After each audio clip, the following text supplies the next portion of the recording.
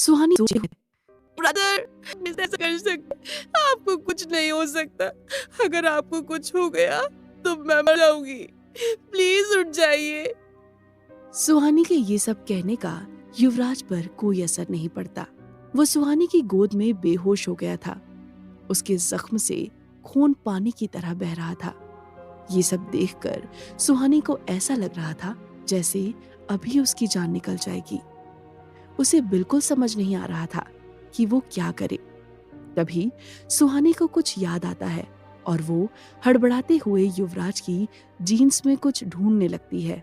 कुछ ही देर बाद सुहानी जीन्स के पॉकेट से युवराज का फोन निकालती है और रॉबिन को कॉल करती है। रॉबिन के फोन उठाते ही सुहानी घबराहट के साथ कहती है, मिस्टर रॉबिन, प्लीज यहाँ जल्दी आ जाइए। युवराज सर को बहुत चोट लगी है, वो उठ ही नहीं रहे हैं। सुहानी की बात सुनते ही रॉबिन भी घबरा जाता है। वो सुहानी से कहता है, हम अभी आ रहे हैं, आप बताइए आप लोग कहाँ पर हैं? सुहानी रोते हुए जवाब देती है, मुझे नहीं पता हम कहाँ पर हैं। आप प्लीज जल्दी से यहाँ आ जाइए। सुहानी की बात सुनकर रॉबिन समझ नहीं पाता कि बिना एड्रेस के वो युवराज तक कैसे पहुंचे। वो कुछ सोचते हुए कहता है, मैडम, आप युवराज सर के फोन से अपना लोकेशन मुझे भेजिए, मैं तुरंत वहां आता हूँ। ये सुनते ही सुहानी कॉल कट कर देती है और रॉबिन को लोकेशन भेज देती है। युवराज का सर अभी भी सुहानी के गोद में था। सुहानी वहीं पर उसका हाथ पकड़े हुए रॉबिन के आने का इंतजार करने लगती है। 10 मिनट के अंदर रॉबिन अपनी टीम के साथ वहां पहुंच जाता है। वो अपने साथ डॉक्टर्स की एक टीम भी लेकर आया था। वो लोग युवराज को लेकर फौरन वहां से हॉस्पिटल के लिए निकल जाते हैं। युवराज को ले जाने के बाद रॉबिन सुहानी से कहता है, मैडम चलिए, मैं आपको घर छोड़ देता हूँ। रॉबिन की बात सुनते ही सुहानी को समायरा की याद आती है। समायरा की तरफ इशारा करते हुए कहती है, उसे भी हॉस्पिटल लेकर जाना है। रॉबिन समायरा को देखता है और अपनी टीम से कहकर उसे हॉस्पिटल भिजवा देता है। सुहानी रॉबिन से कहती है, मुझे भी युवराज सर के पास हॉस्पिटल जाना है। रॉबिन के लाख समझाने पर भी सुहानी उसकी बात नहीं मानती, तो उसे सुहानी को हॉस्पिटल लेकर जाना ही पड़ता है। हॉस्पिटल में अर्नव पहले से पहुंच गया था। वो युवराज और समायरा को इस हाल में देखकर हैरान था। उसे समझ नहीं आ रहा था कि उन दोनों के बीच क्या कनेक्शन हो सकता है। अर्नव सुहानी का स्टेटमेंट लेने के लिए उसके पास जाता है, लेकिन सुहानी की हालत देखकर उससे कोई भी सवाल करना अर्नव को सही नहीं लगता। कुछ ही देर में निशा और विवेक भी वहां पहुंच जाते हैं।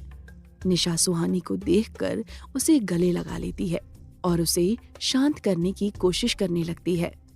डॉक्टर्स युवराज को ऑपरेशन थिएटर लेकर चले जाते हैं और युवराज का ऑपरेशन स्टार्ट हो जाता है। कुछ घंटे बाद जब सुहानी की हालत बेहतर होती है तो वो निशा और विवेक को वो सारी बातें बताती है जो आज उसके साथ हुई थी। सारी बातें सुनकर निशा सुहानी से कहती है, समायरा ने तुझे किडनैप किया था और वो युवराज सर को मारना चाहती थी, तो तू क्यों उसे बचाने के लिए हॉस्पिटल ले आई? छोड़ देती उसे वहीं मरने के लिए। अगर ठीक होकर उसने फिर से वही हरकत की तो? विवेक भी निशा से सहमत होते हुए कहता है, हाँ सुहानी, तुम इसे बचाने की कोशिश क्यों कर रही हो? सुहानी उन दोनों से कहती है, मैं समायरा को यहाँ सिर्फ इसलिए लेकर आई हूँ क्योंकि युवराज सर उसे बचाना चाहते थे। विवेक कहता है, लेकिन क्यों? सुहानी जवाब देती है, पता नहीं। सुहानी के ऐसा कहते ही ऑपरेशन थिएटर का दरवाजा खुल जाता है और डॉक्टर वहां से बाहर आते हैं। उनके बाहर निकलते ही सुहानी, निशा, विवेक, रॉबिन और अर्नव उनके पास जाते हैं। अब तक अक्षय भी हॉस्पिटल पहुंच गया था। सुहानी डॉक्टर से कहती है, युवराज सर अब कैसे हैं? डॉक्टर जवाब देते हैं, मिस्टर युवराज की कंडीशन अभी क्रिटिकल है। हमने ऑपरेशन कर दिया है, लेकिन वो अभी बेहोश हैं। अगर अगले 42 घंटे में उन्हें होश नहीं आया तो वो कोमा में जा सकते हैं, या फिर। ये कहकर डॉक्टर चुप हो जाते हैं। या फिर क्या डॉक्टर? अक्षय कहता है। डॉक्टर मायूसी से कहते हैं, या फिर उनकी जान भी जा सकती है। डॉक्टर की पूरी बात सुनते ही सब बहुत घबरा जाते हैं। तभी एक डॉक्टर अर्नव के पास आकर कहते हैं, ASP sir, miss Samaira coma में जा चुकी हैं। वहां खड़े सभी लोगों के लिए ये दूसरा झटका था। अर्नव तो ये सुनकर वहीं जम गया था। रात हो गई थी। रॉबिन अब सबको घर जाने के लिए कहता है, लेकिन सुहानी हॉस्पिटल से जाने से साफ मना कर देती है। हॉस्पिटल में युवराज के साथ किसी एक इंसान को ही रहने की इजाजत थी। रॉबिन युवराज के साथ ही रुकने वाला था, लेकिन सुहानी की जिद करने पर उसे रुकने दे दिया जाता है। निशा और विवेक को ना चाहते हुए भी सुहानी को हॉस्पिटल में छोड़कर घर जाना पड़ता है। अगले दिन भी युवराज को होश नहीं आता। इस दौरान सुहानी एक पल के लिए भी युवराज को नहीं छोड़ती। उसकी अगली सुबह सुहानी युवराज का हाथ थामे हुए उसके बेड के पास कुर्सी पर बैठी थी। उसने अपना सर युवराज के बेड पर रखा था और वो गहरी नींद में थी। पिछले 2 रातों से सुहानी ऐसे ही युवराज के पास सोती थी। तभी युवराज के बंद आंखों में हलचल होने लगती है और सुहानी के हाथ में रखे उसके हाथ की उंगलियां हिलने लगती हैं। सुहानी को इस बात का एहसास नहीं होता। युवराज आंखें बंद किए हुए बेहोशी की हालत में धीरे से कहता है, सुहानी, और कुछ सेकंड बाद उसकी आंखें खुल जाती हैं। जब युवराज अपनी आंखें खोलता है तो खुद को हॉस्पिटल के बेड पर पाता है। युवराज ये देखकर चौंक जाता है। उसे लगा था कि वो बच नहीं पाएगा। समायरा का बनाया वो कटार बहुत शक्तिशाली था और युवराज पर वार खुद उस साई ने किया था। ऐसे में युवराज का बचना नामुमकिन था। होश में आते ही युवराज के मन में एक ही सवाल आता है, आखिर वो बचा कैसे? इस सवाल का जवाब उसे शायद एक ही इंसान दे सकता था और वो थी समायरा। तभी युवराज के दिमाग में सुहानी का ख्याल आता है। उसे अपने दाएं हाथ पर किसी की पकड़ महसूस होती है। युवराज बेड पर लेटे हुए अपनी दाईं तरफ देखता है और उसकी नजर सुहानी पर जाती है। सुहानी उसका हाथ पकड़े उसके बेड पर सर रखकर सो रही थी। सुहानी का चेहरा देखकर कुछ पलों के लिए युवराज, वो साया, समायरा, वो कटार, सब कुछ भूल जाता है। अब युवराज के दिमाग में वो आखिरी पल चल रहे थे जब वो सुहानी की गोद में था और सुहानी उसे बार बार खुद को ठीक करने के लिए कह रही थी। सोते हुए सुहानी के मासूम चेहरे पर उसके बाल बिखरे हुए थे। युवराज अपने दूसरे हाथ से उन बालों को सुहानी के चेहरे से हटाने की कोशिश करता है, लेकिन उसका हाथ सुहानी के चेहरे तक नहीं पहुंच पा रहा था। युवराज उठकर बैठने की कोशिश करता है। वो थोड़ा सा की चोट पर बहुत तेज होता है और दर्द से उसके मुंह से आह निकल जाती है।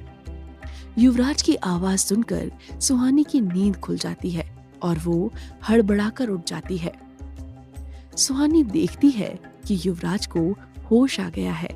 ये देखकर सुहानी बहुत खुश हो जाती है, क्योंकि डॉक्टर के हिसाब से अगर आज भी युवराज नहीं उठता तो वो कोमा में जा सकता था या उसकी जान भी जा सकती थी। सुहानी खुश होकर नम आंखों के साथ कहती है, युवराज से आपको होश आ गया। अब आपको कैसा फील हो रहा है? मैं अभी डॉक्टर को बुलाकर लाती हूँ। ये कहते ही सुहानी बाहर जाने के लिए पीछे मुड़ती है, लेकिन तभी युवराज उसका हाथ पकड़ लेता है।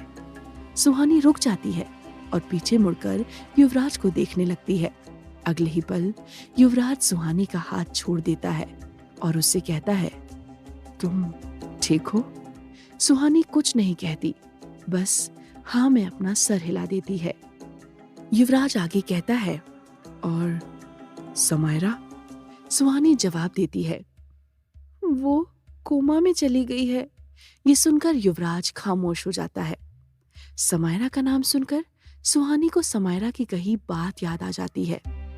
उसने कहा था कि युवराज के पास सिर्फ 5 महीने बचे हुए हैं। ये सोचकर सुहानी का मन फिर से बेचैन हो जाता है। सुहानी के मन में कई सवाल थे, लेकिन इस वक्त वो कुछ नहीं कहती। सुहानी मायूस होकर कहती है, मैं डॉक्टर को बुलाकर लाती हूँ। सुहानी वहां से चली जाती है। युवराज बिल्कुल खामोशी से बेड पर लेटा रहता है। कुछ ही देर में डॉक्टर आकर युवराज का चेकअप करते हैं। तभी रॉबिन, निशा और विवेक भी वहां पहुंच जाते हैं। डॉक्टर युवराज का चेकअप करते हैं। मिस्टर दीवान, अब आपको होश आ गया है, तो आप खतरे से बाहर हैं। अब बस आपको अपना ध्यान रखना है और टाइम से दवा लेनी है। ये कहकर डॉक्टर उस कमरे से बाहर चले जाते हैं। रॉबिन भी डॉक्टर के पीछे उनसे कुछ बात करने चला जाता है। डॉक्टर के बाहर जाने के बाद युवराज विवेक की मदद से बेड पर पीछे टिककर बैठ जाता है। विवेक और निशा युवराज से पूछते हैं, युवराज सर, अब आप कैसा फील कर रहे हैं? युवराज सीरियस होकर कहता है, आई एम फाइन। कुछ सोचते हुए युवराज कहता है, अब तुम लोगों को इस शहर से चले जाना चाहिए। सुहानी, निशा और विवेक युवराज की ये बात सुनकर कंफ्यूज हो जाते हैं। निशा कहती है, सर आप ये क्या कह रहे हैं? हमें यहाँ से क्यों चले जाना चाहिए? युवराज कहता है, अब यहाँ खतरा बढ़ता जा रहा है। मैं नहीं चाहता कि मेरी वजह से तुम सबकी जान खतरे में पड़ जाए। विवेक कहता है, लेकिन सर, हमें उस साय को रोकना है। अब हम यहाँ से नहीं जा सकते। ये सुनकर युवराज को गुस्सा आ जाता है। वो थोड़ा रूडली कहता है, तुम लोग उसे नहीं रोक सकते तो कोशिश मत करो। यहाँ रुकने से बस तुम्हारी जान खतरे में होगी। इसीलिए यही अच्छा होगा कि तुम सब जल्द से जल्द ये शहर छोड़ दो। युवराज की बात पूरी होते ही विवेक भी गुस्से में आ जाता है। वो कहता है, नहीं युवराज सर, उसने मेरे मम्मी पापा को मारा है और मैं उससे अपना बदला लेकर रहूंगा। उसे खत्म किए बिना मैं कहीं नहीं जाने वाला। इसके बाद सुहानी भी कहती है, विवेक ठीक कह रहा है, उसने मेरे पूरे परिवार को मार दिया। अगर मैं ही उसे खत्म कर सकती हूँ तो उसे खत्म किए बिना मैं भी कहीं नहीं जाऊंगी। इसके बाद सब निशा की तरफ देखते हैं। सबको अपनी तरफ देखते हुए निशा थोड़ी नर्वस हो जाती है। वो कंफ्यूजन के साथ कहती है, उसने मेरे मॉम डैड को तो नहीं मारा। वैसे भी एक दूसरे की जान लेने के लिए वो दोनों ही काफी हैं। लेकिन फिर भी मैं ये कहानी खत्म किए बिना ये शहर छोड़कर नहीं जाऊंगी। निशा की बात सुनकर वहां का सीरियस माहौल कुछ नॉर्मल हो जाता है। युवराज आगे उनसे कुछ नहीं कहता। रात के 8 बजे थे। जंगल के बीच एक बड़े से बंगले से धुआं निकल रहा था। ऐसा लग रहा था जैसे वहां कोई हवन हो रहा हो। कुछ देर बाद एक काला साया उस बंगले के अंदर घुस जाता है। ये युवराज का वही बंगला था जिसमें कुछ दिनों पहले लोगों को हॉस्टेज बनाकर रखा गया था। बंगले के अंदर अंधेरा था। अंदर कुछ जल रहा था जिससे वहां थोड़ी रोशनी थी। वो रोशनी जलते हुए हवन कुंड की थी। उस हवन कुंड के सामने काले कपड़े पहने एक औरत बैठी थी। उस औरत के बाल बिखरे हुए थे। वो बार बार कुछ मंत्रों का जाप करते हुए उस हवन कुंड में आहुति दे रही थी। उसके मंत्रों की आवाज उस खाली बंगले में गूंज रही थी। तभी वो साया हवा में उड़ते हुए उस बंगले के अंदर आ जाता है और उस कुंड के दूसरी तरफ आकर हवा में ही रुक जाता है। वो साया वहां आकर गुस्से में गुर्राने लगता है। साए के आते ही वो औरत उसकी तरफ देखती है और कहती है, अब तुम्हारी हालत पहले से बेहतर लग रही है। ये युवराज के ठीक होने की वजह से है। शुक्र है युवराज बच गया, वरना हम अपने मकसद के इतने करीब आकर भी चूक जाते। कौन है वो औरत?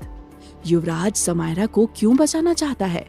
क्या सुहानी और उसके दोस्त इस राज का पता लगा पाएंगे? जानने के लिए सुनते रहिए ये कहानी सिर्फ पॉकेट एफएम पर।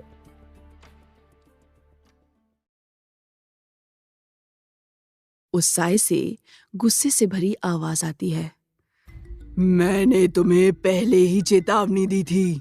युवराज की शक्तियां बढ़ती जा रही हैं, लेकिन तुमने उससे बच्चा समझकर उस पर ध्यान नहीं दिया।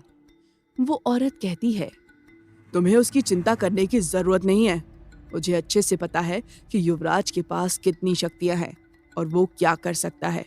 उसे वो शक्तियां मेरी वजह से मिली हैं और उसे कैसे रोकना है ये भी मैं अच्छे से जानती हूँ।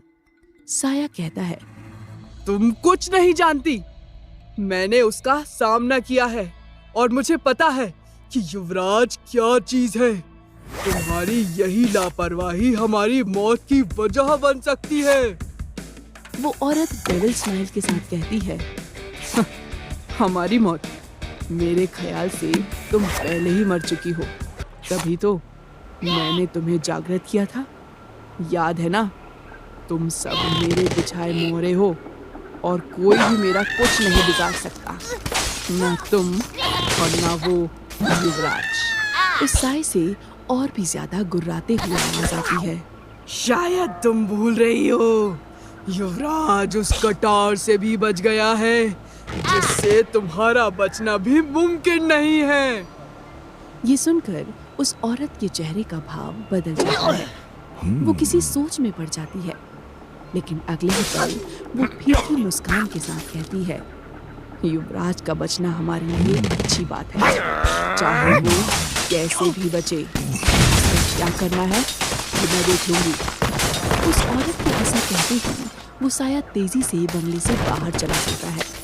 साय के जाने के बाद उस औरत के चेहरे की वो स्माइल चली जाती है और वो खुद से कहती है, युवराज उस कटार से कैसे बच गया।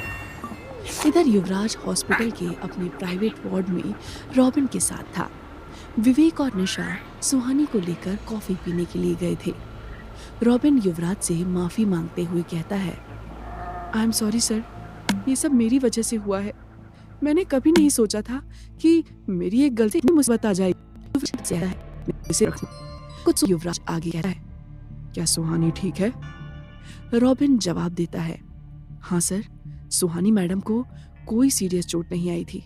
मैंने उनसे कई बार कहा कि वो घर जाकर आराम करे, लेकिन पिछले 2 दिनों से वो इस कमरे से बाहर भी नहीं निकली थी। युवराज रॉबिन की बात सुनकर एक पल के लिए खुश हो जाता है, लेकिन अगले ही पल उसकी खुशी उदासी में बदल जाती है। वो नहीं जानता था कि उसकी जिंदगी के कितने पल बचे हैं। उसके इतने दुश्मन थे जो उसे कभी ऐसे में यूं था कि सुहानी की भी तरह और उसे तकलीफ सकता है। मुझे घर में शिफ्ट करने की तैयारी करो। रॉबिन हाँ में अपना सर हिलाता है और उस कमरे से बाहर चला जाता है। रॉबिन के वहां से जाते ही सुहानी अंदर आ जाती है। उसे देखकर युवराज कहता है, तुम इस वक्त यहाँ क्या कर रही हो? तुम्हें घर में होना चाहिए। सुहानी कहती है, मैं घर नहीं जा रही, मैं यहीं रुकूंगी। आज क्या है? क्यों? सुहानी का कोई जवाब नहीं। वो कुछ सोचते हुए कहती है, आपका कोई भरोसा नहीं है। आपको कह दिया तो फिर से कोई ना कोई तक लोगे, इसीलिए मैं कहीं जाऊंगी। सुहानी की बात कर युवराज मन ही माने। वो उसकी आंखों में साफ दिख रही थी, लेकिन उसके होठों तक नहीं आ रही थी।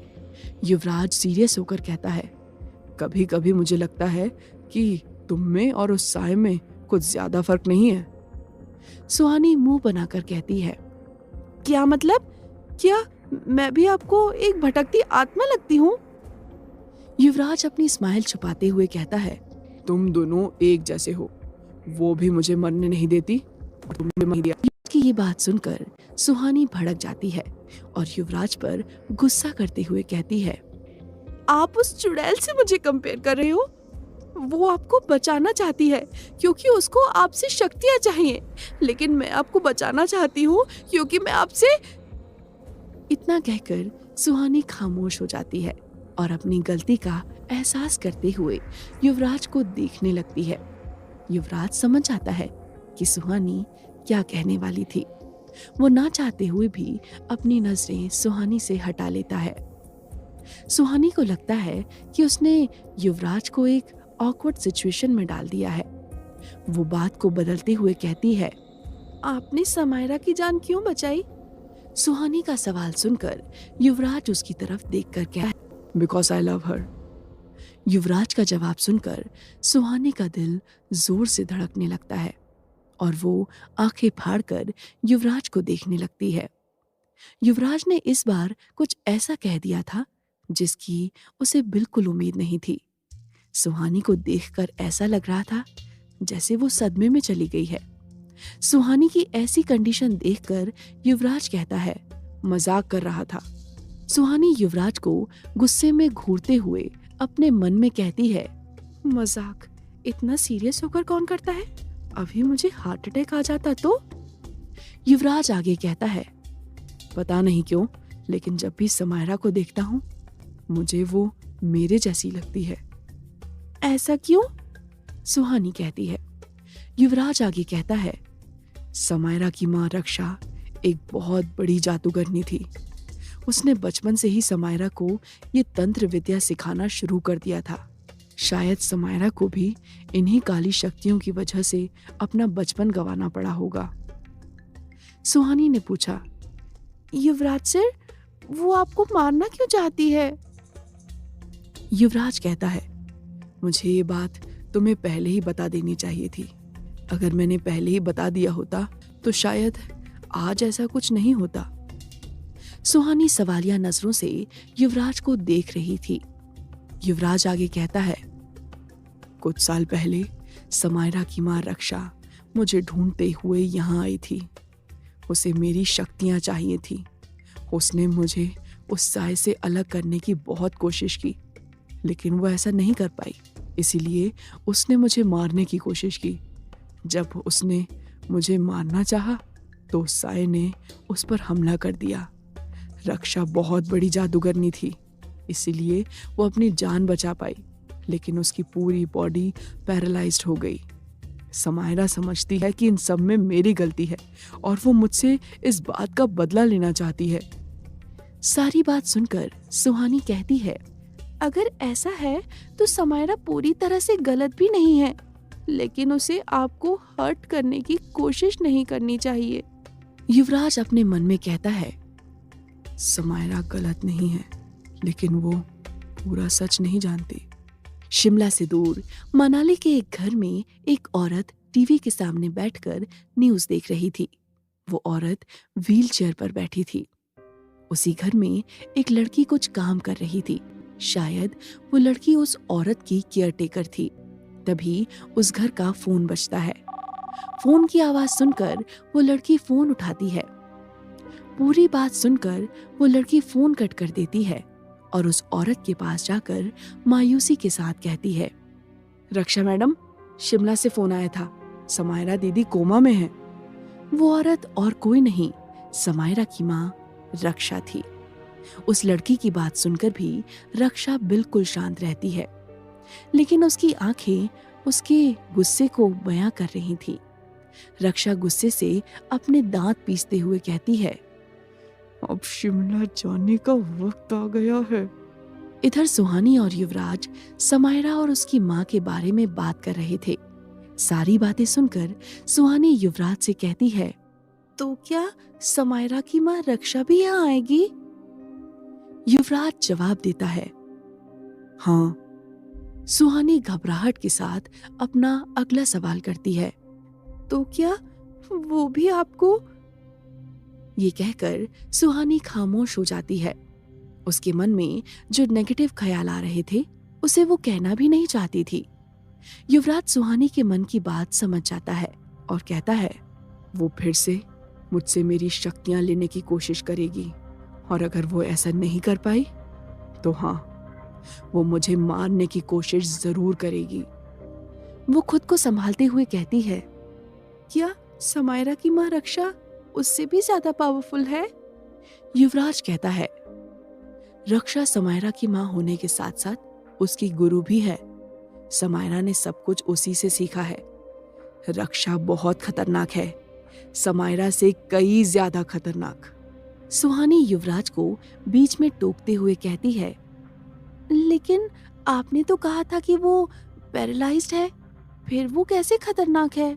युवराज गहरी सोच में डूबे हुए कहता है, रक्षा एक बहुत बड़ी जादूगरनी है। वो एक लौती इंसान है जो इस साय के पकड़ में आकर भी अपने दम पर जिंदा बच गई। मुझे शक है कि वो। सुहानी क्यूरियस होकर कहती है, वो क्या? ये सुनकर युवराज होश में आता है और अपना सर झटकता है। वो ना में अपना सर हिलाकर कहता है, कुछ नहीं। सुहानी आगे कहती है, और उस रात आपने उस साय को कैसे रोका जब वो समायरा को मारने वाला था? मुझे नहीं पता था कि आप उसे रोक सकते हैं। युवराज कहता है, मुझे भी नहीं पता था कि मैं उसे रोक सकता हूँ। मैंने पहली बार उस पर अपनी शक्तियों का इस्तेमाल किया था। उसका सामना करते हुए मुझे उसकी ताकत का अंदाजा हुआ। वो बहुत ताकतवर है। लेकिन आपने उसे रोक लिया था। सुहानी कहती है, हाँ, लेकिन वो ज्यादा लंबा चलने वाला नहीं था। मेरी पकड़ उस पर से कमजोर होती जा रही थी, तभी उसने तुम पर अटैक कर दिया। युवराज जवाब देता है। युवराज का जवाब सुनकर सुहानी सोच में पड़ जाती है। कुछ देर खामोश रहने के बाद वो आगे कहती है, आपको कटार लगते ही वो साया वहां से चला क्यों गया?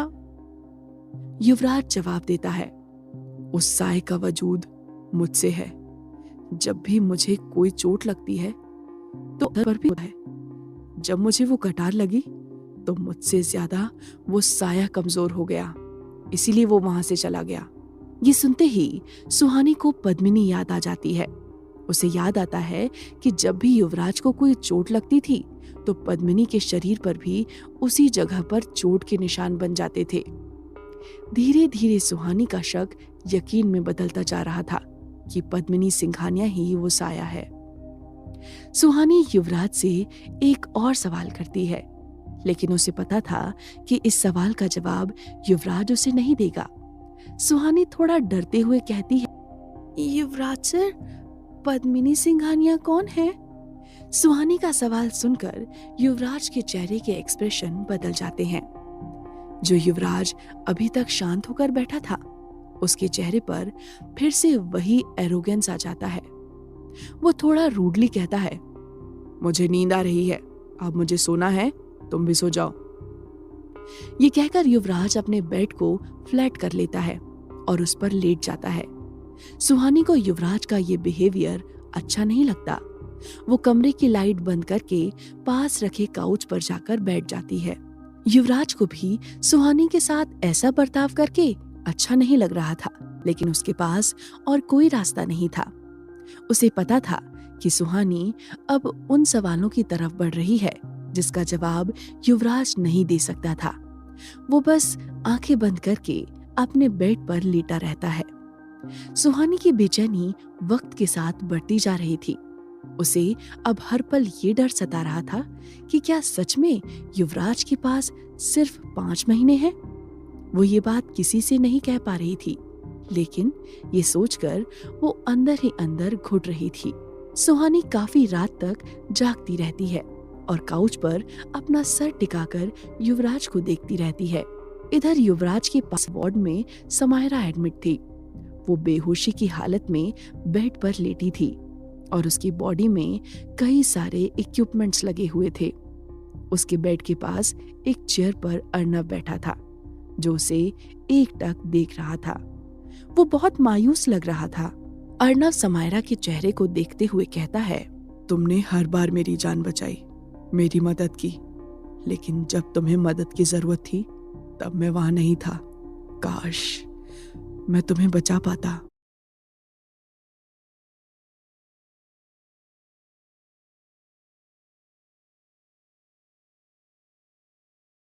अर्नव आंखों में गुस्सा लिए कहता है, बस एक बार मुझे पता चल जाए कि किसने तुम्हारी ये हालत की है, मैं उसे जिंदा नहीं छोड़ूंगा।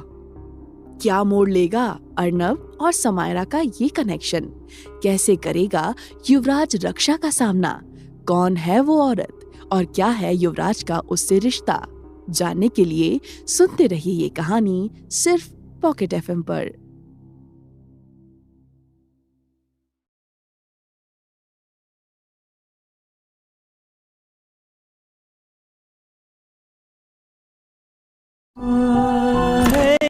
चाचा जी, ये क्या हो रहा है?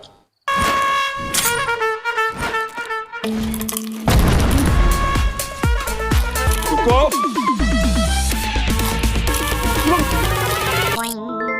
बिंगो टेढ़े मेढ़े का टेस्ट है ही ऐसा कि खाने वाला करता रहे ईट, फिर रिपीट, फिर रिपीट। रात हो गई थी। विवेक सबसे छुपते हुए दीवान विला के अंदर आता है। घर के अंदर आते ही विवेक दबे पांव निशा के कमरे के पास जाता है और दरवाजे पर नॉक करता है। निशा भी शायद विवेक का ही इंतजार कर रही थी। वो धीरे से दरवाजा खोलती है और विवेक कमरे के अंदर चला जाता है। निशा धीमी आवाज में विवेक से कहती है, क्या हुआ, तुम्हें वो मिला? विवेक डिसअपॉइंटेड होकर कहता है, नहीं, उसने मुझसे 1-2 दिन का वक्त और मांगा है। हमें और इंतजार करना होगा। निशा शक करते हुए कहती है, क्या तुम्हें यकीन है कि वो हमारे काम आएगा? विवेक कुछ सोचते हुए कहता है, यकीन से तो नहीं कह सकता, लेकिन मेरा इंट्यूशन कहता है कि वो जरूर हमारे काम का होगा। मुझे पापा की पर्सनल डायरी से उस आदमी का एड्रेस मिला था। शायद पापा भी मिस्टर सक्सेना के साथ मिलकर यही सब ढूंढ रहे थे। निशा कुछ सोचकर कहती है, क्या हमें सुहानी को इस बारे में बताना चाहिए? विवेक नाम में सर हिलाकर कहता है, अभी नहीं। निशा कहती है, लेकिन क्यों? सुहानी हमारी दोस्त है, हम इतनी बड़ी बात उसे नहीं छुपा सकते। विवेक निशा को समझाते हुए कहता है, मैं जानता हूँ, लेकिन अभी सुहानी युवराज सर को लेकर काफी परेशान है। हम अभी इंतजार करते हैं। अगर हमें कोई सॉलिड इंफॉर्मेशन मिलती है तो हम सुहानी को बता देंगे। निशा को विवेक की बात सही लगती है और वो आगे कुछ नहीं कहती। रात के 1 बजे थे। युवराज अपने बेड पर सोया था और सुहानी काउच पर। उस रूम में बिल्कुल अंधेरा था। नींद में युवराज का चेहरा बिल्कुल शांत था। सोते हुए वो किसी मासूम बच्चे की तरह लग रहा था, लेकिन कुछ देर बाद उसके चेहरे पर शिकन आने लगती है और फिर वो शिकन बेचैनी में बदल जाती है। कुछ देर बाद युवराज रेस्टलेस होने लगता है। उसका चेहरा, हाथ पैर सब कुछ बेचैनी से इधर उधर चलने लगते हैं। युवराज नींद में ही बेड के दोनों सिरों को जोर से पकड़ लेता है। वो बेड स्टील का था, जो युवराज की पकड़ से किसी थर्मोकोल की तरह मुड़ने लगा था। युवराज के हाथों के मसल्स एकदम टाइट हो चुके थे और उसकी नसें साफ साफ दिख रही थीं। तभी अचानक से युवराज की आंखें खुल जाती हैं। इस वक्त उसकी आंखों की पुतलियां लाल थीं और वो बहुत गुस्से में लग रहा था। आंखें खोलते ही युवराज लंबी लंबी सांसें लेने लगता है और उठकर बैठ जाता है। कुछ देर पहले तक युवराज की चोट पर इतना दर्द हो रहा था कि उससे थोड़ा भी हिला नहीं जा रहा था, लेकिन अब उसे देखकर ऐसा नहीं लग रहा था जैसे उसे दर्द हो रहा है। वो जोर जोर से सांस लेते हुए बेचैनी से इधर उधर देख रहा था। उसे देखकर ऐसा लग रहा था जैसे कोई शेर भूख से परेशान होकर अपने लिए शिकार ढूंढ रहा है। तभी युवराज की नजर सुहानी पर पड़ती है, जो गहरी नींद में सो रही थी। सुहानी को देखकर पता नहीं युवराज को क्या होता है। वो एक झटके से अपने बेड से उठ जाता है और सुहानी की तरफ बढ़ने लगता है। उसकी आंखें अब भी लाल थीं और उसमें गुस्सा भरा हुआ था। युवराज सुहानी के पास जाकर उसे गुस्से और हैरानी से देखने लगता है। वो नीचे झुककर जमीन पर बैठ जाता है और सुहानी के चेहरे को बड़े गौर से देखता है। सुहानी को देखते हुए युवराज के एक्सप्रेशन बदल रहे थे। वो धीरे धीरे शांत हो रहा था, लेकिन उसकी आंखों की पुतलियां अब भी लाल थीं। युवराज सुहानी को इस तरह से देख रहा था जैसे वो उसे पहली बार देख रहा हो। युवराज धीरे धीरे सुहानी के और करीब जाता है। कुछ ही देर में युवराज का चेहरा सुहानी के एकदम नजदीक पहुंच जाता है। अब तक वो बिल्कुल शांत हो चुका था। वो अपनी आंखें बंद कर लेता है और सुहानी के और करीब जाने लगता है, जैसे वो उसे किस करने वाला हो। जैसे ही युवराज के होंठ सुहानी के होठों को छूने वाले होते हैं, युवराज रुक जाता है। अगले ही पल वो अपनी आंखें खोल लेता है। अब उसकी आंखों की पुतलियां पहले की तरह काली हो गई थी। युवराज खुद को सुहानी के इतने करीब पाकर चौंक जाता है। उसे समझ नहीं आ रहा था कि ये सब कैसे हुआ। अगले ही पल वो सुहानी से दूर होने के लिए अपनी बॉडी पीछे करने की कोशिश करता है, लेकिन उसकी पीठ पर दर्द होता है और युवराज जमीन पर गिर जाता है। इस वक्त उसकी चोट पर दर्द के साथ जलन भी हो रही थी। युवराज के गिरने की आवाज सुनकर सुहानी की नींद खुल जाती है। कमरे के बाहर युवराज की सिक्योरिटी में लगा रॉबिन भी आवाज सुनकर फौरन कमरे के अंदर आ जाता है। सुहानी और रॉबिन युवराज को जमीन पर पड़े देख हैरान रह जाते हैं। दोनों हैरानी से एक साथ बोल पड़ते हैं, युवराज सर। सुहानी युवराज के पास जाकर उसे उठाने की कोशिश करती है। तभी रॉबिन युवराज के पास आता है और उसे उठाकर उसके बेड पर लेटा देता है। रॉबिन घबराते हुए युवराज से पूछता है, युवराज सर, आप नीचे क्यों उतर गए? अगर आपको किसी चीज की जरूरत थी तो मुझे आवाज लगा देते। रॉबिन और सुहानी दोनों युवराज की ये हालत देखकर परेशान हो गए थे, लेकिन युवराज उन दोनों से कई ज्यादा परेशान था। उसे समझ नहीं आ रहा था कि कुछ देर पहले उसके साथ क्या हुआ था। वो खुद को रोक क्यों नहीं पा रहा था और वो बेचैनी कैसी थी। युवराज खुद को नॉर्मल दिखाते हुए कहता है, कुछ नहीं, बस मेरा थोड़ा चलने का मन कर रहा था, इसलिए मैं वॉक कर रहा था और मेरा पैर फिसल गया। रॉबिन को युवराज की बातों पर भरोसा हो जाता है और वो कमरे से बाहर चला जाता है, लेकिन सुहानी को उसकी बात पर भरोसा नहीं होता। फिर भी वो युवराज से कुछ नहीं कहती। वो लाइट बंद करके फिर से सो जाती है। अब युवराज की आंखों से नींद गायब हो चुकी थी। वो अपने मन में कहता है, तुमने मेरे साथ क्या किया है? ऐसा पहले कभी नहीं हुआ था जो आज मेरे साथ हुआ है। युवराज सोच में पड़ जाता है और आगे कहता है, क्या ये सब समायरा ने किया है या इसकी वजह कुछ और है?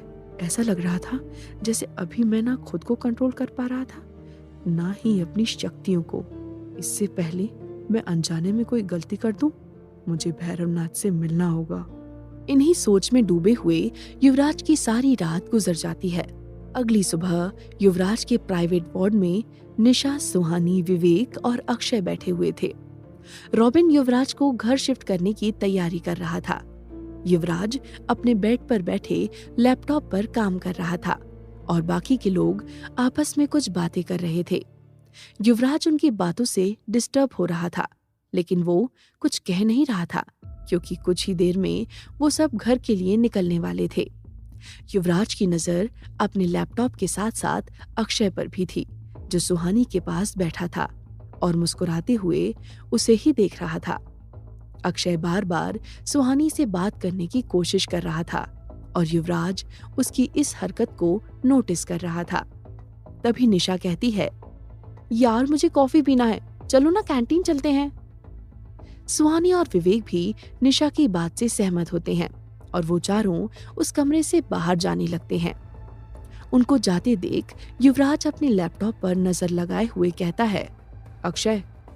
अक्षय मुस्कुराते हुए पीछे मुड़कर कहता है, हाँ भाई। युवराज सीरियस होकर अपना काम करते हुए कहता है, तू कहाँ जा रहा है? अक्षय जवाब देते हुए कहता है, कैंटीन कॉफी पीने। युवराज उसी अंदाज में कहता है, तू यहाँ कॉफी पीने आया है या मुझे कंपनी देने? युवराज की बात सुनकर अक्षय की मुस्कुराहट कुछ कम हो जाती है और वो कहता है, क्या मतलब? युवराज थोड़ा रूड होकर कहता है, तू कहीं नहीं जा रहा है, तू मेरे साथ यहीं बैठेगा। युवराज की ये बात सुनकर अक्षय को नहीं जाना था और अक्षय लोग के साथ आना चाहता था। कहता है, मैं बस 2 मिनट रुकता हूँ। युवराज कहता है, नहीं, आज मैं तुझे कुछ ज्यादा ही मिस कर रहा था, तू यही मेरे साथ रुकेगा। ये सुनकर निशा की आंखें छोटी हो जाती हैं। वो तरस भरी निगाहों से सुहानी को देखती है और अपने मन में कहती है, बेचारी सुहानी, इस छोटी सी उम्र में इसे क्या कुछ नहीं देखना पड़ रहा। इसका प्यार छीना भी तो इस गधे ने। ये कहकर निशा गुस्से से अक्षय को घूरती है। अक्षय दुखी होकर कहता है, तू कब से मुझे मिस करने लगा? आज तक तूने खुद से मुझे कॉल भी नहीं किया। युवराज लैपटॉप में काम करते हुए कहता है, अक्षय यहीं रुकेगा, तुम लोग जाओ। युवराज की बात मानकर निशा, सुहानी और विवेक वहां से चले जाते हैं। अक्षय मुंह लटकाकर वहीं बैठ जाता है और मुंह फुलाकर युवराज को देखने लगता है, लेकिन युवराज को इससे कोई फर्क नहीं पड़ रहा था। उसकी नजर लैपटॉप की स्क्रीन पर थी और उसकी उंगलियां लगातार कीबोर्ड पर चल रही थी। अक्षय युवराज को घूरते हुए अपने मन में कहता है, अगर इसे काम ही करना था तो मुझे यहाँ रोकने की क्या जरूरत थी? कहाँ मैं सुहानी के साथ कॉफी पी रहा होता और कहाँ इसके साथ यहाँ बोर हो रहा हूँ। कुछ देर ऐसे ही खामोश रहने के बाद अक्षय एक्साइटेड होकर युवराज से कहता है, युवराज सुनना, मुझे तुझसे कुछ शेयर करना है। युवराज लैपटॉप पर नजर लगाए हुए कहता है, अक्षय खुश होते हुए कहता है, मुझे लगता है कि मुझे तेरी होने वाली भाभी मिल गई है। अक्षय की बात सुनते ही युवराज की उंगलियां रुक जाती हैं। उसकी नजर लैपटॉप से अक्षय पर चली जाती है। अक्षय खुशी से आगे कहता है, युवराज, लगता है तेरे भाई को प्यार हो गया है, और पता है तेरी भाभी कौन है? युवराज अक्षय को गुस्से से घूरते हुए कहता है, कौन है? अक्षय शर्माते हुए कहता है, अरे वही तेरी स्टूडेंट सुहानी। अक्षय के मुंह से सुहानी का नाम सुनकर युवराज की आंखें छोटी हो जाती हैं। वो गुस्से और जलन से अक्षय को घूरने लगता है। अक्षय इसकी बिना परवाह किए खुश होकर कहता है, यार मैंने डेटिंग शेटिंग बहुत कर ली, अब सोच रहा हूँ कि सीधा शादी कर लूं। युवराज फिर से अपनी नजर लैपटॉप पर ले जाता है और काम करते हुए कहता है, तू ऐसा कुछ भी नहीं करेगा। अक्षय मुंह बनाकर कहता है, मैं ऐसा क्यों नहीं करूंगा? बिल्कुल करूंगा। मुझे सुहानी पसंद है और मैं उसे प्रपोज करना चाहता हूँ, तो इसमें गलत क्या है? युवराज अपना गुस्सा छिपाते हुए कहता है, मैंने कहा ना, तू ऐसा कुछ नहीं करेगा। अक्षय युवराज की बात से इरिटेट होकर उठ जाता है और नाराजगी के साथ कहता है, मैं क्यों सुहानी को प्रपोज नहीं कर सकता? मुझे एक रीजन तो दे। युवराज बिना किसी एक्सप्रेशन के कहता है, मुझे वजह बताने की जरूरत नहीं है, तू बस सुहानी से दूर रहेगा, दैट्स इट। युवराज की बार बार मना करने पर अक्षय चिढ़ते हुए कहता है, मैं ऐसा ही करूंगा। तुझे तो अपना घर बसाना नहीं है और तू मेरा घर भी नहीं बसने देना चाहता। मैं सुहानी को पसंद करता हूँ और मैं उसे प्रपोज करने वाला हूँ। एक्चुअली करने वाला नहीं हूँ, मैं उसे अभी प्रपोज करने जा रहा हूँ। जाने से पहले तुझे आखिरी बार पूछ रहा हूँ, तू मुझे बता सकता है कि मेरे सुहानी को प्रपोज करने से तुझे क्या प्रॉब्लम है? ये कहकर अक्षय युवराज को सवालिया नजरों से देखने लगता है, लेकिन युवराज तो ऐसे बिहेव कर रहा था जैसे वो अक्षय की किसी बात पर ध्यान ही नहीं दे रहा हो। युवराज वहां अपना गुस्सा कंट्रोल करके बैठा हुआ था। उसका मन कर रहा था कि अभी अक्षय को एक घूसा मार दे, लेकिन अक्षय युवराज का दोस्त था, इसीलिए युवराज ने अपना हाथ रोक कर रखा था। युवराज से कोई रिएक्शन ना मिलने पर अक्षय परेशान हो जाता है और गुस्से में कहता है, फाइन, मैं जा रहा हूँ उसे प्रपोज करने। ये कहकर अक्षय कमरे से बाहर जाने लगता है। अक्षय कमरे का दरवाजा खोलने के लिए अपना हाथ उठाता है, तभी युवराज ऊंची आवाज में कहता है, आई लव हर। सच जानकर क्या होगा अक्षय का रिएक्शन? क्या युवराज सुहानी से भी अपने दिल की बात कह पाएगा? जानने के लिए सुनते रहिए ये कहानी सिर्फ पॉकेट एफएम पर।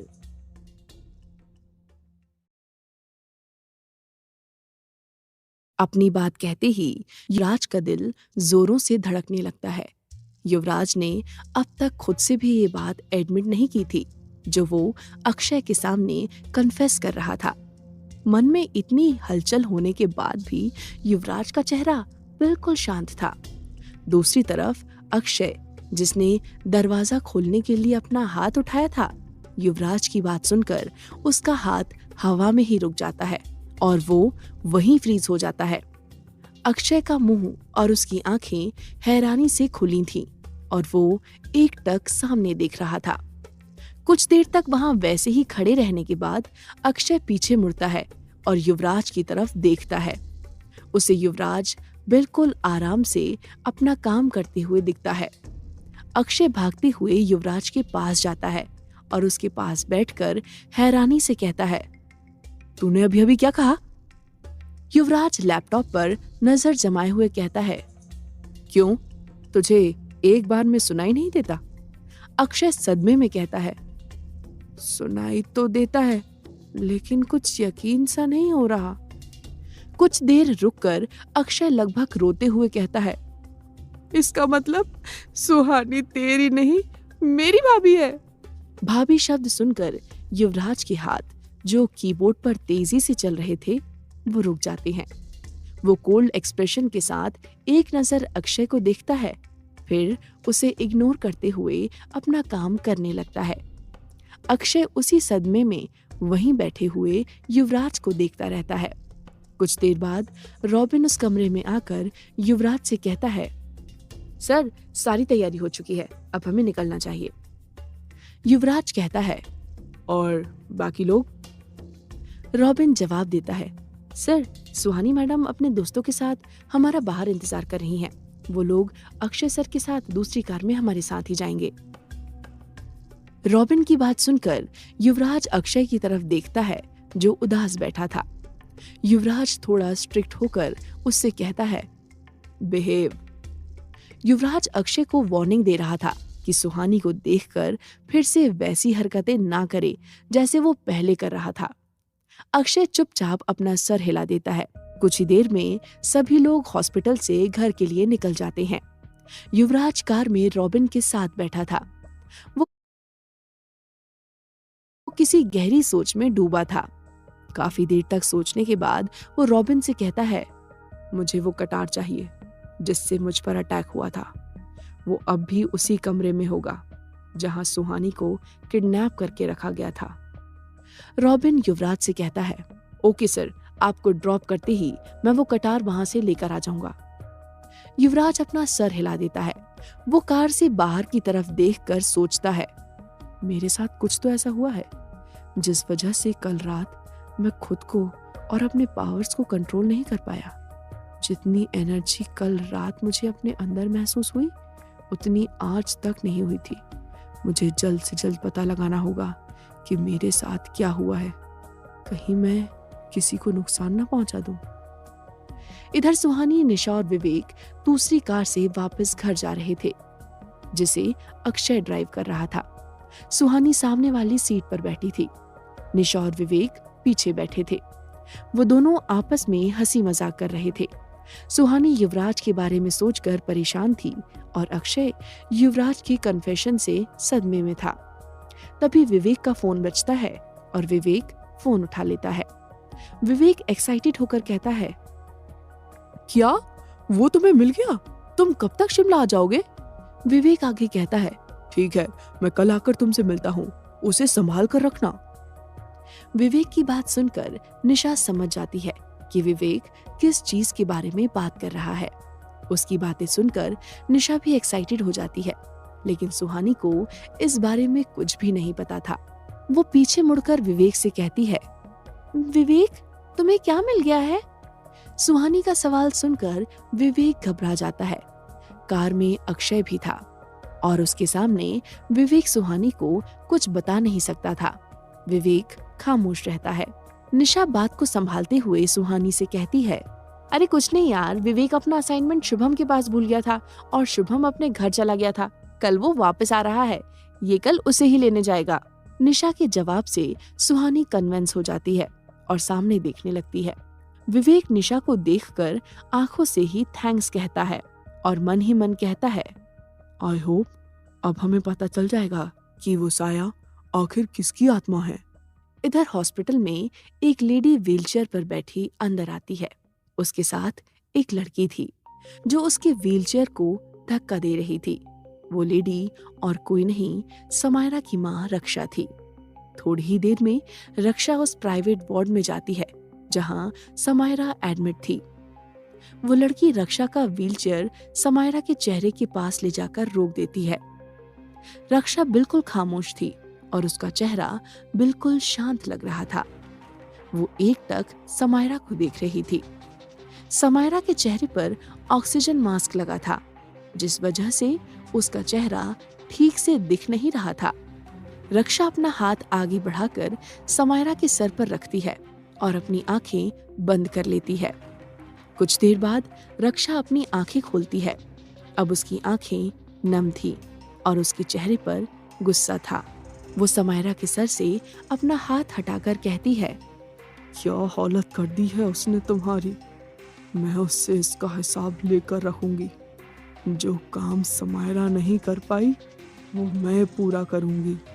रक्षा का चेहरा गुस्से से लाल हो गया था। उसके पास खड़ी लड़की रक्षा को देखकर घबरा रही थी। रक्षा अपने गुस्से में दांत पीसते हुए कहती है, युवराज, इस बार तुम मुझसे नहीं बच पाओगे।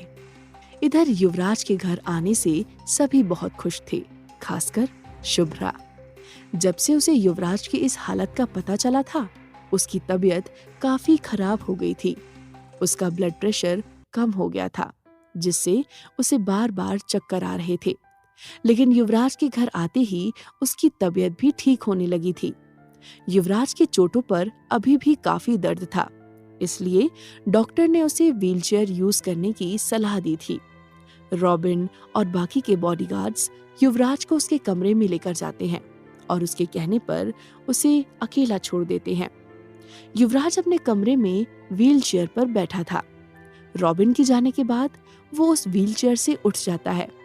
ऐसा करने से उसे बहुत तकलीफ हो रही थी। युवराज उस दर्द को बर्दाश्त करते हुए आगे बढ़ता है और वॉशरूम के अंदर चला जाता है। अंदर जाकर युवराज एक एक करके अपनी शर्ट के बटन खोलने लगता है और अपनी शर्ट उतार देता है। वो पीछे मुड़ता है और मिरर की तरफ अपना पीठ करके अपनी चोट को देखने लगता है। युवराज अपने पीठ में चोट पर अपना हाथ रखता है और कुछ देर बाद हटा लेता है। अब युवराज का दर्द काफी हद तक कम हो गया था। कुछ देर बाद युवराज सुहानी के कमरे के पास जाकर दरवाजे पर नॉक करता है। कमरे के अंदर सुहानी परेशान बैठी थी और उसकी आंखें नम थी। दरवाजे पर दस्तक सुनकर वो अपनी आंखें साफ करती है और कहती है, अंदर आ जाओ। युवराज कमरे के अंदर आ जाता है। युवराज को अपने पैरों से चलकर आते देख सुहानी परेशान हो जाती है और उसके पास जाकर कहती है, युवराज सर, आप यहाँ? आप व्हीलचेयर में क्यों नहीं हैं? आपको दर्द हो रहा होगा। युवराज सुहानी को हाइपर होते देख कहता है, मैं अब ठीक हूँ, मुझे कोई दर्द नहीं हो रहा। सुहानी कहती है, नहीं, आप यहाँ ऐसे नहीं आइए, आप रूम में चलिए। सुहानी को शांत ना होते देख युवराज आगे बढ़ता है और उसके दोनों कंधों पर हाथ रखकर उससे कहता है, मैं बिल्कुल ठीक हूँ, तुम जानती हो मैं ठीक हो सकता हूँ। इस बार सुहानी युवराज की बात मान लेती है। वो जानती थी कि युवराज खुद को ठीक कर सकता है। तभी युवराज को एहसास होता है कि वो सुहानी के काफी करीब आ गया है। वो फौरन सुहानी के कंधे से अपना हाथ हटाकर एक कदम पीछे हो जाता है। युवराज सुहानी से कहता है, मुझे तुमसे कुछ जरूरी बात करनी है। सुहानी कहती है, हाँ, लेकिन पहले आप आराम से बैठिए। सुहानी बेड पर बैठ जाती है और युवराज उसके सामने एक चेयर रखकर उस पर बैठ जाता है। युवराज सुहानी से कहता है, तुम्हें जिस दिन समायरा ने। युवराज इतना ही कह पाता है, तभी उसका फोन बजने लगता है। युवराज देखता है कि वो कॉल रॉबिन का था। वो सुहानी से कुछ दूर जाकर फोन उठाता है और कहता है, हाँ रॉबिन। रॉबिन फोन पर कहता है, युवराज सर, मैं उस जगह गया था, लेकिन वहां मुझे कोई कटार नहीं मिली। युवराज और भी सीरियस हो जाता है, लेकिन ज्यादा रिएक्ट ना करते हुए कहता है, रॉबिन आगे कहता है, सर एक और खबर है। युवराज कोई जवाब नहीं देता, लेकिन रॉबिन आगे कहता है, रक्षा शहर में है, आज वो समायरा को देखने हॉस्पिटल आई थी। ये सुनकर युवराज की पकड़ उसके मोबाइल पर कस जाती है और वो बिना कुछ कहे कॉल कट कर देता है। कॉल कट करते ही युवराज को फिर से वही बेचैनी होने लगती है जो आज रात उसे हॉस्पिटल में हो रही थी। पता नहीं क्यों, लेकिन उसे फिर से उतना ही गुस्सा आ रहा था। कुछ तो था जो वो कंट्रोल नहीं कर पा रहा था। युवराज पीछे मुड़कर सुहानी को देखता है, जो परेशान सी अपने बेड पर बैठी थी। सुहानी समायरा की कही बात से बाहर नहीं आ पा रही थी। उसे डर लग रहा था। वो सोच रही थी कि क्या सच में 5 महीने बाद युवराज की मौत हो जाएगी। ये सोच सोचकर सुहानी की जान निकल रही थी। युवराज फिर से दूसरी तरफ मुड़ जाता है। तभी उसे एहसास होता है कि उसकी आंखों की पुतलियां फिर से लाल होने लगी हैं। युवराज को अब गुस्से के साथ डर भी लग रहा था। सुहानी वहीं थी और युवराज नहीं चाहता था कि वो सुहानी को कोई चोट पहुंचा दे। ये सोचकर युवराज वहां से बाहर जाने लगता है। वो बस कुछ कदम ही दरवाजे की तरफ बढ़ पाया था, तभी उसके कदम रुक जाते हैं।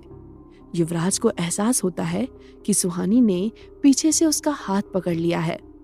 इस वक्त युवराज का चेहरा दरवाजे की तरफ था और उसकी पीठ सुहानी की तरफ। इसीलिए सुहानी युवराज का चेहरा और उसकी लाल आंखें नहीं देख पा रही थी। अब युवराज की आंखें पूरी तरह से लाल हो चुकी थी। उसकी बेचैनी, उसका गुस्सा सब उसके कंट्रोल से बाहर जा चुका था। फिर भी वो खुद को रोकते हुए सुहानी से अपना हाथ छुड़ाने की कोशिश करता है, लेकिन सुहानी उसका हाथ नहीं छोड़ती। युवराज अपने दांत पीसते हुए कहता है, छोड़ो मुझे। युवराज सुहानी से अपना हाथ छुड़ाने की जितनी कोशिश कर रहा था, सुहानी की पकड़ उतनी ही मजबूत होती जा रही थी। वो युवराज के लिए बहुत घबराई हुई थी और इस वक्त उसे खुद से दूर नहीं जाने देना चाहती थी। सुहानी की ये हरकत युवराज का गुस्सा बढ़ा रही थी।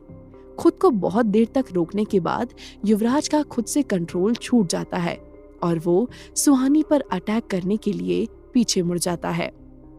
युवराज पीछे मुड़कर जैसे ही सुहानी की तरफ अपना हाथ बढ़ाता है, सुहानी युवराज के करीब आकर उसके सीने से लग जाती है।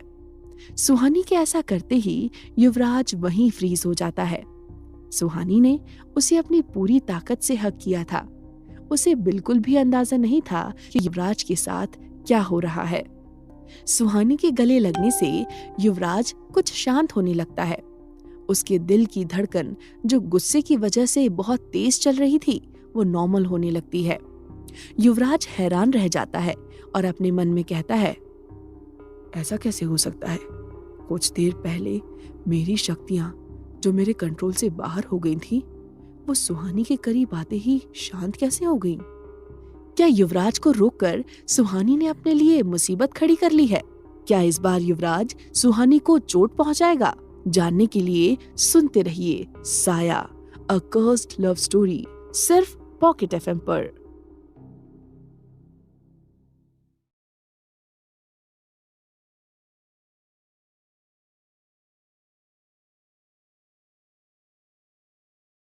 युवराज हैरान था। अब उसे हॉस्पिटल वाला इंसिडेंट याद आ रहा था। उस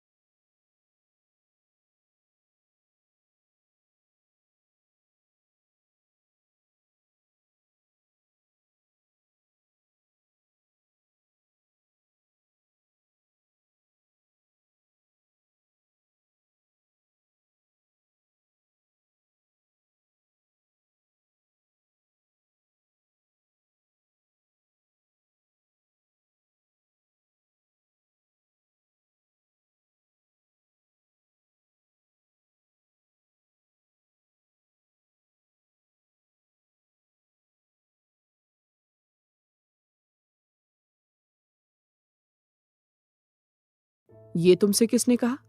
सुहानी जवाब देती है, समायरा ने। युवराज बिना कुछ कहे वहां से उठता है और उस कमरे से बाहर जाने लगता है। सुहानी फिर से युवराज का हाथ पकड़कर उसे रोक लेती है और कहती है, आपको मेरे सवाल का जवाब देना होगा। युवराज खुद को मजबूत करके कहता है, हाँ, समायरा ने सच कहा था। अगर हम उस साय को आने वाले 5 महीनों में नहीं रोक पाए तो वो मुझे खत्म कर देगा। युवराज के मुंह से भी वही बात सुनकर सुहानी का दिल बैठ जाता है और उसकी आंखें फिर से भर आती हैं। वो आगे कहती है, वो साया आपको नहीं मार सकता, मैं उसे ऐसा नहीं करने दूंगी। सुहानी की यह हालत देखकर युवराज का भी दिल भर आता है। युवराज का मन कर रहा था कि वो सुहानी को फिर से गले से लगा ले, लेकिन इस बार वो खुद को कंट्रोल कर लेता है। युवराज सुहानी को कोई झूठी उम्मीद नहीं देना चाहता था और ना ही उसे फ्यूचर का कोई सपना दिखाना चाहता था। उसको खुद ही नहीं पता था कि उसके पास कितना वक्त बचा है। यही एक वजह थी कि युवराज चाहकर भी न सुहानी के करीब जा पा रहा था और ना ही उससे अपने दिल की बात कह पा रहा था। वो जानता था कि सुहानी उससे बहुत प्यार करती है और अगर उसे युवराज की फीलिंग्स के बारे में भी पता चल गया तो वो युवराज से और भी ज्यादा अटैच हो जाएगी और फिर अगर कल युवराज को कुछ हो जाता है तो सुहानी ये सब सह नहीं पाएगी। इसीलिए युवराज सुहानी से दूर रहना ही सही समझता है। वो अपना हाथ सुहानी से छुड़ाते हुए कमरे से बाहर निकल जाता है और सुहानी वहीं खड़ी रहती है। सुहानी के कमरे से बाहर जाकर युवराज अपने स्टडी रूम में चला जाता है और वहां रॉबिन से घर और घर के मेंबर्स की सिक्योरिटी के बारे में डिस्कस करने लगता है।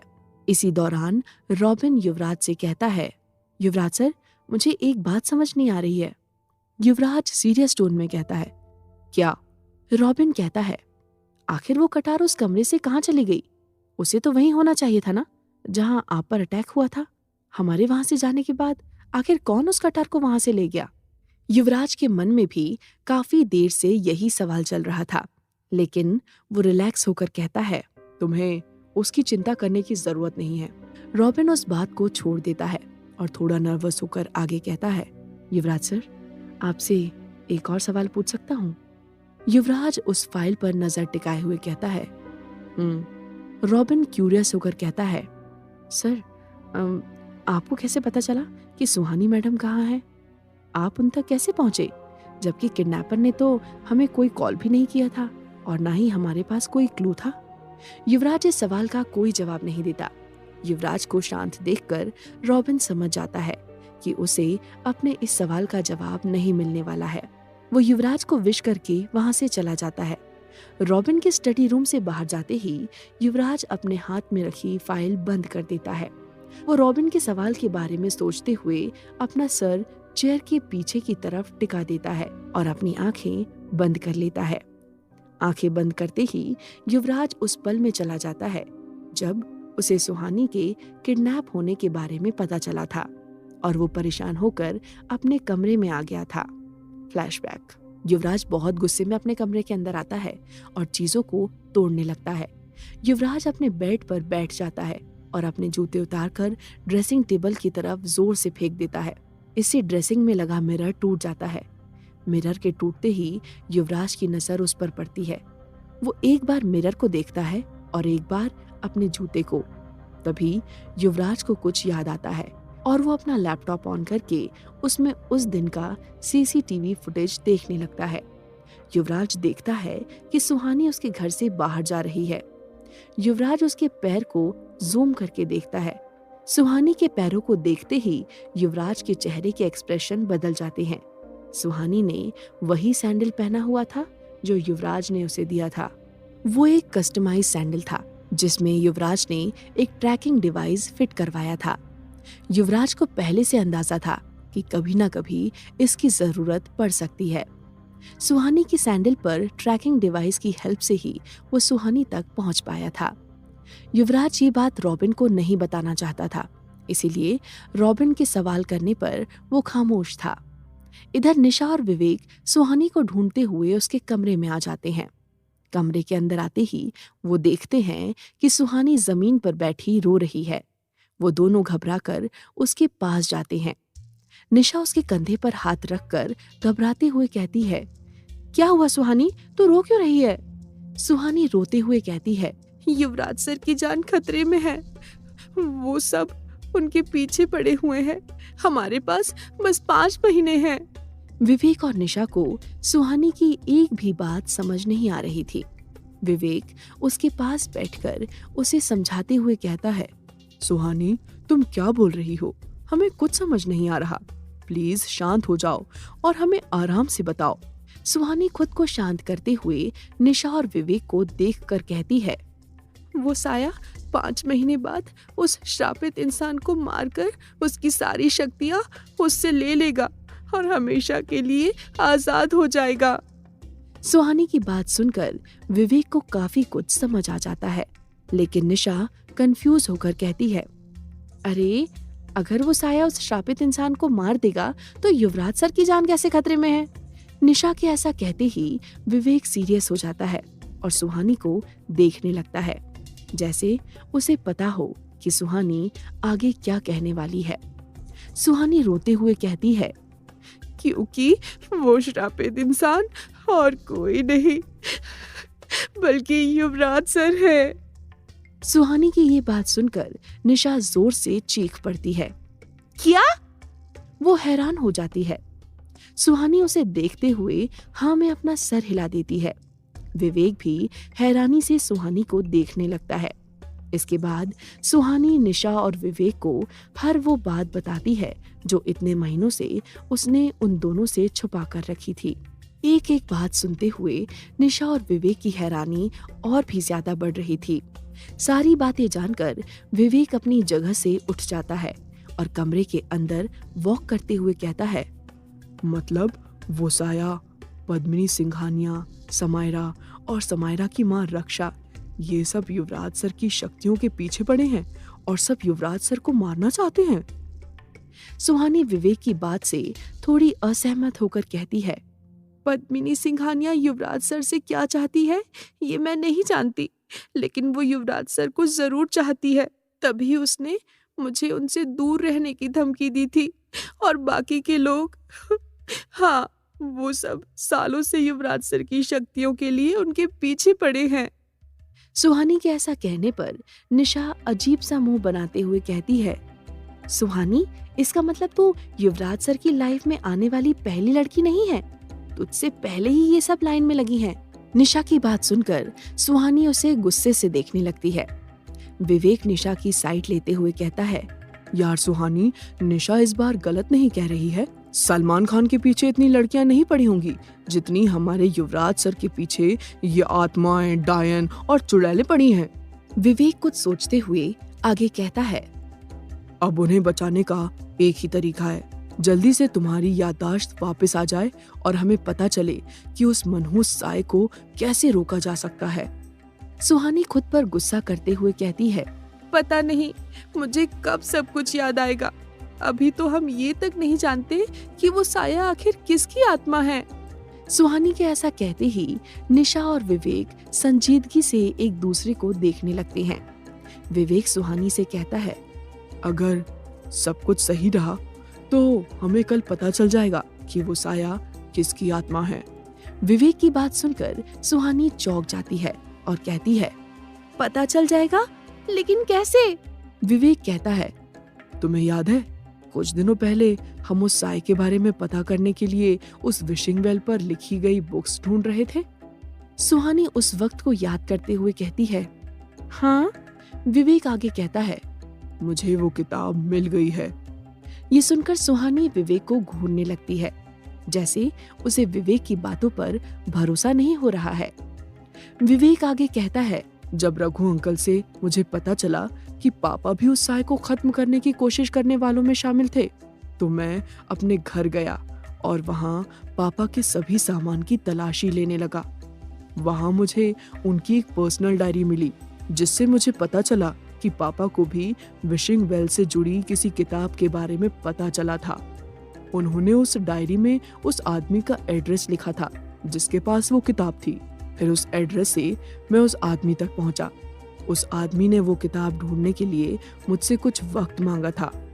आज जब हम अक्षय सर के साथ घर वापस आ रहे थे तो मुझे उसी आदमी का कॉल आया था।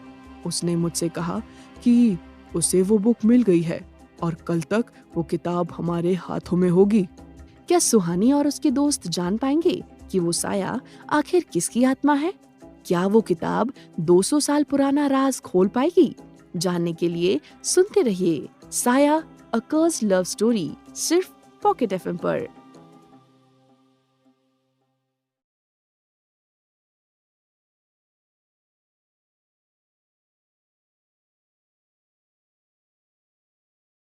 विवेक की पूरी बात सुनकर सुहानी कहती है, लेकिन विवेक, ये भी तो हो सकता है ना कि उस किताब में विशिंग वेल और उस साय के बारे में लिखी बातें गलत हों। विवेक पूरे कॉन्फिडेंस से कहता है, नहीं, ऐसा हो नहीं सकता। सुहानी विवेक पर शक करते हुए कहती है, तुम ये इतने कॉन्फिडेंस के साथ कैसे कह सकते हो? निशा विवेक को सवालिया नजरों से देखने लगती है। विवेक सस्पिशियस एक्सप्रेशन देते हुए कहता है, मैं ये बात इतने कॉन्फिडेंस से इसलिए कह सकता हूँ क्योंकि वो किताब लिखने वाला और कोई नहीं, उस विशिंग वेल वाली आत्मा का पति था। सुहानी और निशा हैरानी से एक साथ बोल पड़ते हैं। क्या? विवेक शांत एक्सप्रेशन के साथ कहता है, हाँ, तुम लोगों ने सही सुना। निशा विवेक के पास आकर बैठ जाती है।